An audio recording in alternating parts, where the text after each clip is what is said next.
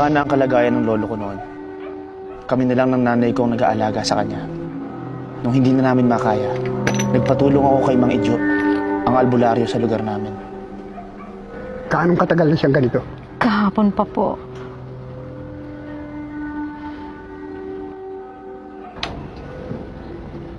Hindi na to dala ng sakit niya.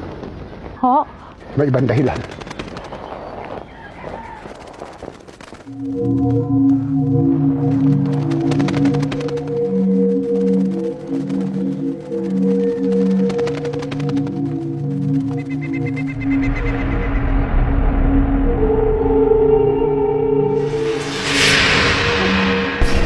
Bilis! Habulin mo! Bilis!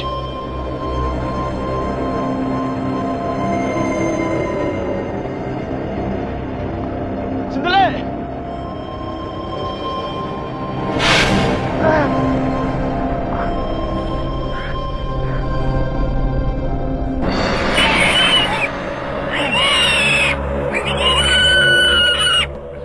Binabalikan ka na ng mga tinugis mo. Anong ibig ninyong sabihin? Sino ba yung nakita ninyo kanina? Bakit siya nandito? May mga nilalang na nakakaamoy ng kaluluwang malapit ng lumisan. Ho? Umaaligid sila hanggang sa tuluyan na itong mamayapa. Malakas ang hatak nila ngayon dahil lang yung amay nakaratay. Mang Idyo, sila ho ba yung mga aswang na nakalaban ni Tatang noon? Sila ho ba yun? Naghihiganti ho ba sila ngayon kay Tatang? May kutob ako. Pero mahirap ipaliwanag. Ang hindi ako sigurado kung hanggang kailan tatagal ang iyong ama sa mga nangyayari. Mang Idyo, hindi ko po nahabol yung tao sa labas. Pero nakita ko po ito.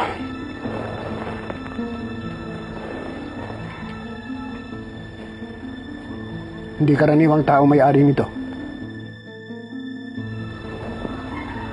Wala ka na bang ibang nakita? Aso? Oo, nakita akong baboy. Anong ginawa mo? Tinaga ko po. Napuruan ko yata sa tenga pero hindi ko nakasigurado. Bigla akong tumilapon sa lupa. Pagtingin ko, wala na yung baboy. Tama ang kutob ko. Nagbalik na nga sila.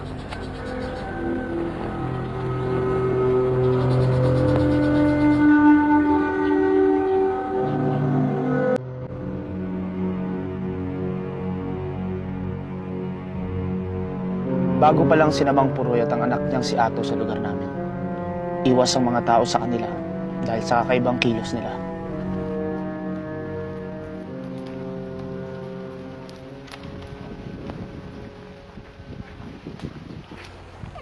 Mang Puroy, pinapahanap kayo sa akin ni Mang Injo.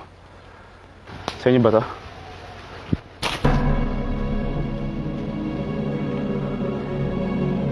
Ano po nangyari sa tenga mo?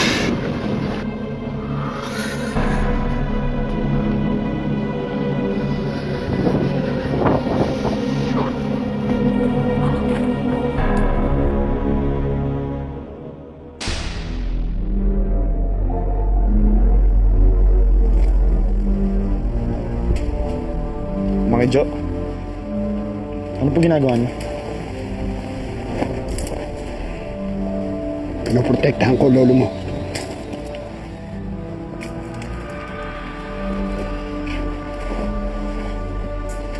Nay, alam po ba ito? Kung ganun, tama nga ang narinig ko. Kasapi si Lolo sa isang grupo na tumutugi sa mga pinaghihinalaan nilang aswang. Noon yun. Matagal na. Marami akong hindi maintindihan kay Tatang sa mga kasama niya. Kaya pinabayaan ko na.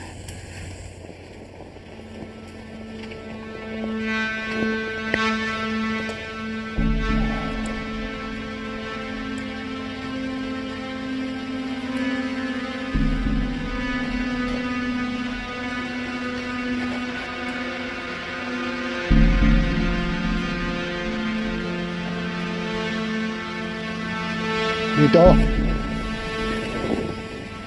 yung hinihingi kong kutsilyo.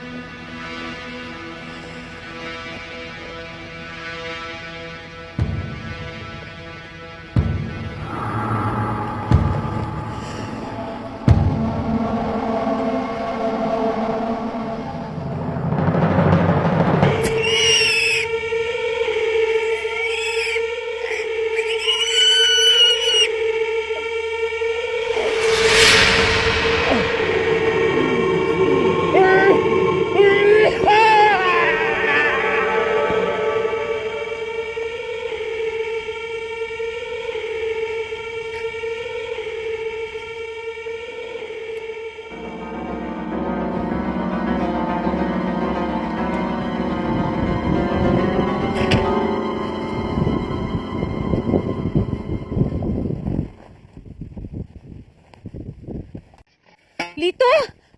Lito! Nay, bakit? Kagagaling ko lang sa bayan. Si Mang Puroy daw, patay na. Ano daw kinamatay? Sinaksak daw. Nakita dun sa may plaza kaninang madaling araw. Teka. Hindi ba kakatapos lang yung seremonyas na ginawa ni Mang Idyo kay Lolo? Sa tingin mo, may kinalaman yun sa pagkamatay ni Mang Puroy?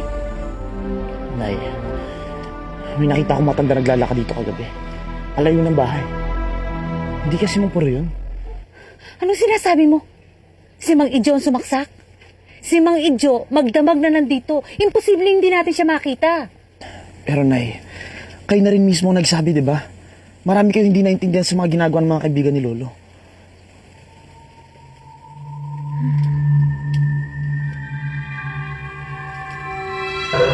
Ano ba naman yan? Bakit dito pa idinaan ng patay? Lito! Lito! Tawag ka. Lito! May sasabihin ako sa'yo. Hindi ko maintindihan ang mga binulong sa akin ng lolo ko nung gabi yun.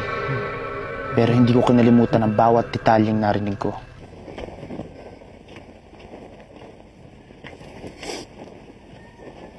Lito! Mang Idyo, wala na si Lolo. Alam ko. Paano na? Wala ba siyang inihabilin? Meron po. Pero hindi ko maintindihan kung... Lito! Gawin mo yung habilin ng lolo mo. Mang Idyo, Hanggang mataas pa, nagablab ng araw. ano nangyari sa inyo? Idyo! Bilisan mo baka. Baka mawalan ka na ng Mang Idyo!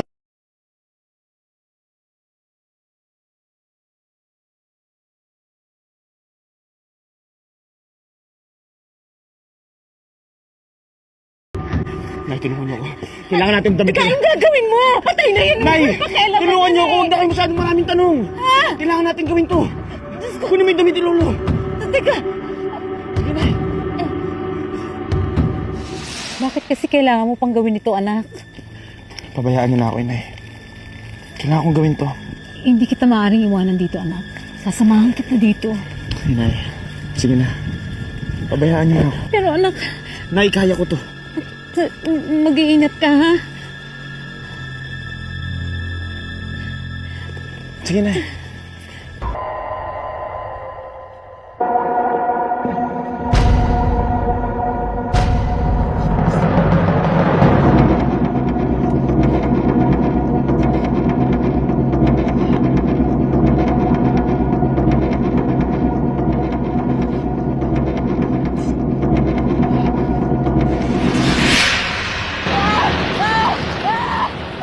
Yun lang ang kailangan mangyari. Ang mapagitna si Ato, kina Lolo at Mang Idyo. Hindi ko alam kung anong pwersang naganap ng mga sandaling yun. Pero alam ko, hindi nagkamali ng payo si Lolo. Simpleng tao lang ang Lolo. Iisa ang pinamana niya sa akin. Ang kaalaman kung paano puksain ng mga katulad ni Mang Puroy at Ato. Minsan, parang nakikita ko si Lolo sa burol malapit sa bahay namin. Binabantayan kami mag-ina.